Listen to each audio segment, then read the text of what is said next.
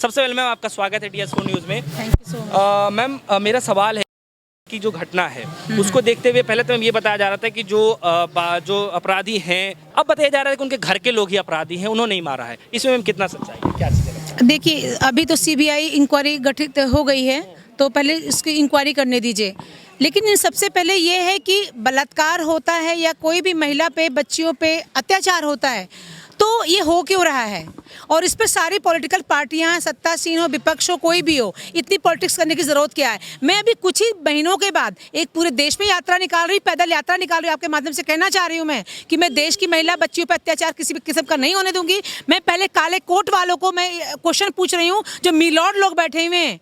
Fast track court बना, अब तक फास्ट ट्रैक कोर्ट कागज पे बन गया है, आज तक फास्ट ट्रैक कोर्ट का पता नहीं है। अगर फास्ट ट्रैक कोर्ट में हमारे जजमेंट ठीक से सही उचित समय पर हुआ करते तो अब तक इतने अपराध नहीं बढ़ते, नंबर 1। नंबर 2, मिलॉर्ड लोग इतनी न्याय करने में देरी करते हैं कि अपराधी भय मुक्त हो जाता है और वो किसी भी किस्म का अपराध करता है, चाहे वो मर्डर हो, चाहे हत्या हो। और जो एक बहुत पहले बात उठाई थी, हमारे साथियों ने भी उठाई थी, हम लोगों ने भी उठाई थी कि सबसे ज़्यादा बलात्कार क्यों हो रहा है और बलात्कार करके लड़कियां मारी क्यों जा रही। NCB की रिपोर्ट है, सरकारी रिपोर्ट है ये NCB की, कि निर्भया के बाद 90% औरतें या महिलाएं या दलित या बच्चियाँ जलाई गई हैं बलात्कार के बाद। निर्भया के बाद जिस देश में बच्चियाँ बलात्कार के बाद जला दी जाती हैं, मिलॉर्ड को शर्म नहीं आती है। राजनीतिक नेताओं को तो हम लोग कुछ समझते ही नहीं है, क्योंकि वो लोग अपने अपराधी प्रवृत्ति का संरक्षण करने के लिए न्यायालय वहाँ पे बैठे हुए हैं, आपके पार्लियामेंट में बैठे हुए हैं, जो कि गलत है। जो राजनीतिक संरक्षण के बिना कोई अपराध होता नहीं है। और जितने भी हमारे सांसद हैं, पार्लियामेंट के हैं या वो विधानसभा में बैठे हुए हैं, वो अधिकतर उनकी पृष्ठभूमि जो है चुटभइयों, चाटुकारों की है, या उनके पास कोई विजन नहीं है, बस पैसा है और वो किसी न किसी उसमें हैं तो वो बैठ गए। अभी बहुत सारे तमाम केस और होते जाएंगे अगर मिलॉर्ड लोगों ने और संबंधित विभाग, संबंधित मंत्री ने अगर इस पर कोई जल्दी संज्ञान नहीं लिया। और संज्ञान नहीं लेगी, मैं कहने में कोई सख्शाहट नहीं हो रही है। हम ही लोगों को शस्त्र उठाना पड़ेगा और अपने लिए न्याय हम करेंगे, कुछ ही दिनों के बाद शुरू हो जाएगा। अच्छा मैम, एक सवाल ये भी है कि BJP के एक नेता हैं, वो ये कह रहे हैं कि सारी मरी हुई जो लड़कियां हैं वो गन्ने के खेत में, रहर के खेत में क्यों मिलती हैं, और ये धान के और गेहूँ खेत में क्यों नहीं मिलती है? क्योंकि वही महिलाएं जला के मारी जाती हैं। जो कमज़ोर वर्ग होता है, कमज़ोर वर्ग जाति पर आधारित नहीं होता है, ठीक है, कमज़ोर होता है, तो वो अपने खेत में काम करने जा रही हैं, फ्रेश होने जा रही हैं, कुछ भी करने जा रही हैं। और जिस भी मंत्री ने कहा है, आप मुझे उनका नाम बता दीजिए। पहली बात, उनको मानहानि का हम केस करेंगे। अगर ये ऐसा कह रहे हैं तो एक उनका आवारगी का जो बयान है ना, ये उनका बेहद, ये अगर ये नेता हैं, अगर जिसने भी BJP के या किसी ने भी कहा है तो बहुत ही गैर जिम्मेदार हैं। उनको इस्तीफा तो तुरंत दे देना चाहिए। तो गांव में अधिकतर लोग अपने खेती से ही संबंधित कार्यों में जाते हैं, ठीक है। उनकी माँ बहनों कभी कुछ इसलिए नहीं होता है क्योंकि उनकी माँ बहनों का हर चीज़ फिक्स्ड है, ठीक है। गांव में जो अगर ऐसा हो रहा है तो गांव में लड़कियां बच्चियां अपने खेत में जा रही हैं, खेत काटने जा रही हैं, पानी पिलाने के लिए 10 बजे पानी पिलाने के लिए पापा खेत काटने आते हैं, तो बच्चे खाना लेके आते हैं कि हमारे पापा या भाई या पति हमारा खाना खा ले खेत में। तो इसमें इतनी बड़ा गैर जिम्मेदाराना बयान दे रहा है।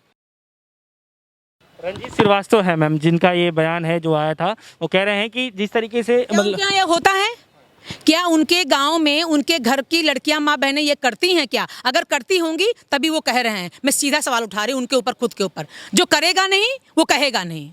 अच्छा, उनके एक और नेता है, उनका भी मतलब इस तरीके से बयान आता है, कह रहे हैं कि जो बड़ी लड़कियां हैं उनमें संस्कार की कमी है, उनको संस्कार दीजिए तब ये घटना इस तरीके से नहीं होगी। हाँ, संस्कार की कमी इसलिए है क्योंकि हमारे जो नेता हैं, जो सामाजिक प्रतिनिधित्व कर रहे हैं, समाज का प्रतिनिधित्व कर रहे हैं, बड़े दुर्भाग्य का विषय है कि वो इसको पाल पोस रहे हैं। वो एक झुंझुना पकड़ाते हैं विकास का या अच्छी सोच का झुंझुना पकड़ाते हैं। उनको अगर इतने संस्कार रहित सहित हमारे मंत्री नेतागण हैं तो DM को आदेश दें, खुद मौजूद रहें, महीने में 2 बार मीटिंग करें अपने क्षेत्र में, कंस्टिट्यूंसी में, कि मेरे यहाँ पे ऐसा हो क्यों रहा है। संस्कारों की कमी हमारे नेताओं में है, हमारे घर की महिलाओं में, बच्चियों में नहीं है। अपने आँख को फोड़ लें अगर उनको संस्कारों की बात दिख रही है तो।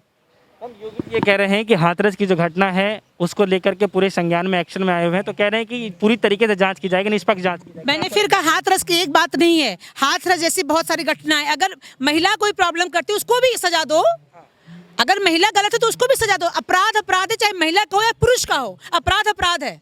अगर एक बार सजा तय होने लगेगी, सजा देने में समय नहीं लगेगा, तो हाथरस जैसी तमाम घटनाएं सच्ची हो या झूठी खत्म हो जाएंगी। आखिरी सवाल है, मैं आपको क्या लग रहा है कि जिस तरीके से जो माहौल है देश का जो बिगड़ता हुआ जा रहा है, क्या लग रहा है कि अब देश की बेटियों को ताले में बंद करना पड़ेगा?